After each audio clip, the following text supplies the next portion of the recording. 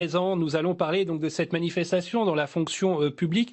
On a entendu Aurore Bergé, Gérald Darmanin dire: nous entendons les agents du service public qui sont dans la rue aujourd'hui. Quelle réponse apportez-vous aux inquiétudes qui se sont exprimées, qui s'expriment en ce moment à travers la France, des fonctionnaires? Plusieurs éléments. D'abord, sur la question du pouvoir d'achat, il n'y aura aucune baisse de pouvoir d'achat pour les agents publics et c'est normal, évidemment, que ce soit garanti. Donc, il y a des mécanismes de compensation qui seront étudiés dans le cadre du projet de loi de finances, puisque, en effet, ils auront une augmentation, comme l'ensemble des Français qui payent la CSG de la CSG, mais sans toutefois avoir le bénéfice de la baisse des cotisations sociales pour certains d'entre eux. Donc, on a des mécanismes de compensation qui seront mis en place pour les fonctionnaires, pour que personne ne soit en perte de pouvoir d'achat. D'autre part, on a un certain nombre de budgets, ministère par ministère, qui sont en augmentation, de manière à pouvoir répondre aussi à une demande récurrente des fonctionnaires et des agents publics sur la question des effectifs et sur la question aussi de la de la disponibilité de ces effectifs. C'est le cas dans la police, par exemple, avec le ministère de l'Intérieur, 10 000 policiers et gendarmes recrutés sur les 5 ans. C'est le cas aussi, et je pense que c'est le plus important des chantiers, celui de l'éducation, avec également un recrutement des enseignants. Donc vous voyez, il y a à la fois ces deux aspects, la question du pouvoir d'achat, et je comprends évidemment l'inquiétude qui peut être légitime, et d'autre part, la question des effectifs. Et là, il faut regarder ministère par ministère pour voir là où les besoins sont réels et doivent être ajustés. Guillaume Garot, est-ce qu'il y a vraiment une rupture entre ce qui était fait sous le quinquennat de François Hollande et ce début de quinquennat? On sent une inquiétude de la fonction publique, mais c'est vrai que le gel du point d'indice, par exemple, il a aussi été opéré sous le quinquennat du président François Hollande.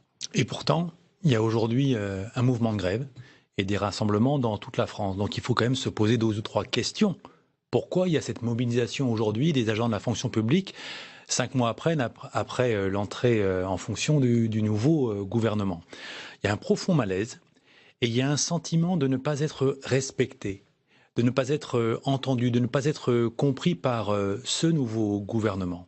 Et ça a pris des formes extrêmement claires et parfois vexatoires. Pour les agents de la fonction publique, ça a été la suppression du jour de carence, ça a été le gel du point d'indice, après des promesses de réduction d'effectifs qui ont nourri les inquiétudes, et c'est bien normal, des agents de la fonction publique. Quand on dit agents de la fonction publique, c'est d'abord des hommes et des femmes, ce sont des policiers, ce sont des enseignants, ce sont des infirmiers, des infirmières dans nos hôpitaux. Et donc aujourd'hui, je pense qu'il va falloir renouer le dialogue, mais sur des choses concrètes, avec cette catégorie de Français qui ne se sent plus écoutés. Et c'est quand même ça le fond du débat. Aurore Bergé, est-ce qu'il n'y a pas effectivement un sentiment d'incompréhension? Et vous évoquiez tout à l'heure la compensation de la CSG.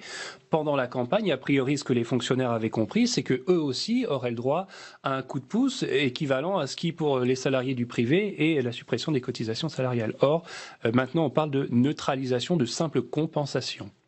Déjà, il n'y a jamais eu de rupture de dialogue. Le dialogue, il a toujours existé avec les organisations syndicales qui représentent évidemment aussi les agents de la fonction publique et qui ont été reçus très régulièrement par le président de la République lui-même, le Premier ministre, la ministre du Travail ou le ministre dédié à la fonction publique. Donc ce dialogue-là, il existe. Certains ont le droit en effet de manifester, mais nous, on a le devoir aussi de mettre en œuvre le projet sur lequel on a été élu. Et c'est aussi le respect de la parole que nous avons donnée devant les Français, qui était un enjeu d'efficacité de la dépense publique, de réduction de la dépense publique.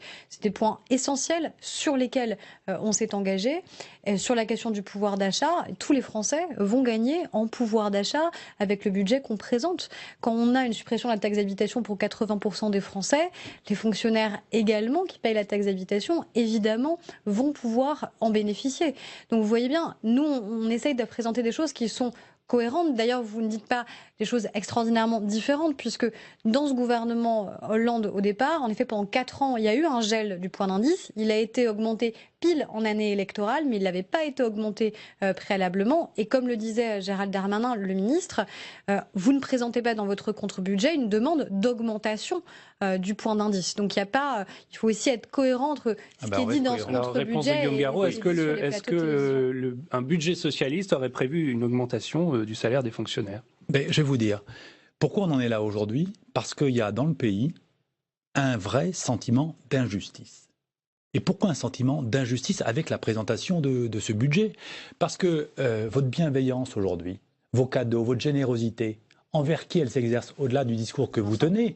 Non, bien sûr. La taxe d'habitation, ça concerne qui? Et vous donnez combien à 1% des plus riches des Français? Ne donne rien.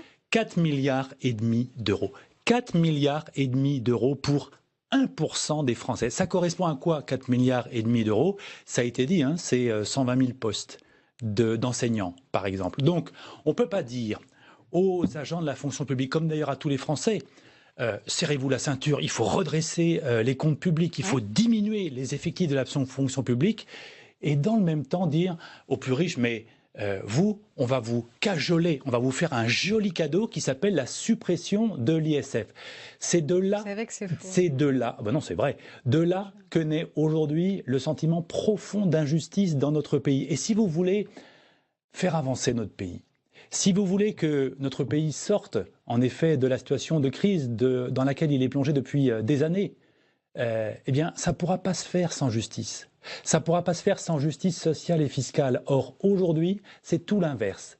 Vous aggravez les inégalités dans notre pays, vous aggravez les injustices, le sentiment d'injustice, et c'est de ça dont vous pâtissez. Aurore Bergé, votre réponse? C'est simple, c'est que tout ce que l'on fait aujourd'hui était contenu dans le projet qu'on a présenté devant les Français. Et donc, que ce soit pendant la campagne présidentielle ou que ce soit pendant la campagne législative. Moi, j'ai porté dans ma campagne législative la hausse de la CSG pour financer la baisse des cotisations sociales. J'ai pas menti aux électeurs devant lesquels je me suis présentée. Je leur ai pas dit rassurez-vous, finalement cette partie du programme, on la fera pas. Non, j'ai dit voilà, on doit faire en sorte que le travail paye mieux dans ce pays. Pour que le travail soit plus rémunérateur, il faut baisser les cotisations sociales pour que chaque Français qui est salarié puisse en bénéficier. Mais il faut le financer parce qu'on ne le financera pas par de la dette supplémentaire parce que la dette dans notre pays, on doit au contraire la réduire. Bah alors pourquoi, si vous voulez réduire la dette, alors pourquoi, répondez-moi, si vous voulez, oui mais réduire la dette, pourquoi ce cadeau de 4 milliards et demi? On ne peut pas tenir deux discours en même temps. Monsieur Garot, moi je tiens pas deux discours, je tiens un seul discours. Je tiens un seul discours qui est celui qu'on a tenu pendant la campagne présidentielle, qui est celui qu'on a tenu pendant la campagne législative. Vous savez, le programme d'Emmanuel Macron, il est encore en ligne, vous pouvez aller le voir. Vous verrez que ce qu'on fait, je sais que ça peut être étonnant, mais c'est tout simplement ce sur quoi on s'est engagé. Moi, je ne fais pas des cadeaux aux riches. Je considère qu'à un moment dans la vie politique, et c'est aussi pour ça qu'on a été élu, il n'y a pas de totem, il n'y a pas de tabou. Que l'ISF, c'est un impôt qui est tout simplement inefficace. Peut-être que vous le brandissez comme un symbole, brandissez-le comme un symbole. Mais ce qui est sûr, c'est que c'est un impôt qui n'a pas réussi, qui est inefficace.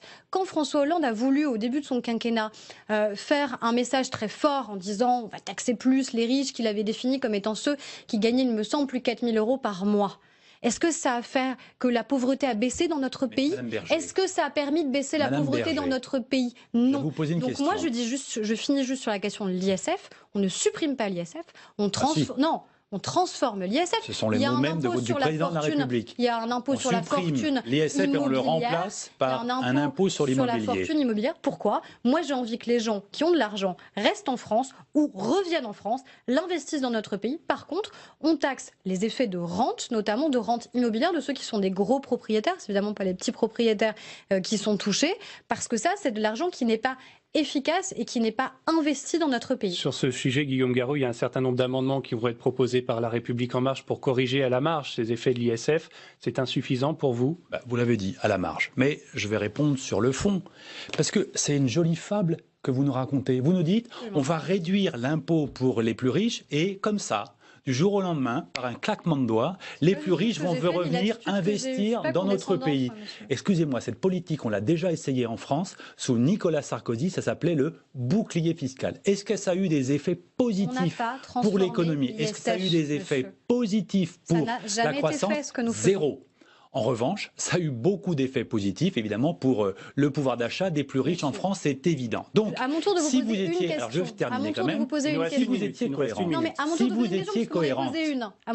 étiez cohérente, qu'est-ce que vous feriez? Vous metteriez des contreparties. Ça veut dire que vous subordonneriez l'allègement pour l'impôt des plus fortunés à un investissement dans l'économie réelle. Mais ce n'est pas du tout ce que vous faites. Pour une réponse, pourquoi est-ce que vous ne mettez pas de contrepartie, Aurore Bergé? Cette politique, elle est malheureusement très lisible. C'est une politique uniquement pour... Guillaume Garot, laissez répondre, il nous reste très peu de temps. Ce qu'on fait, c'est tout simplement de tenir les promesses sur lesquelles on s'est engagé. Moi, ce que je constate, et vous ne m'avez pas répondu sur le sujet, quand François Hollande a voulu cibler ce qu'il appelait les riches, ça n'a pas permis de réduire la pauvreté dans notre pays. Merci, on sent à vous entendre que les débats seront animés sur le budget dans l'hémicycle d'ici quelques jours. C'est la fin de cette émission. Merci à vous.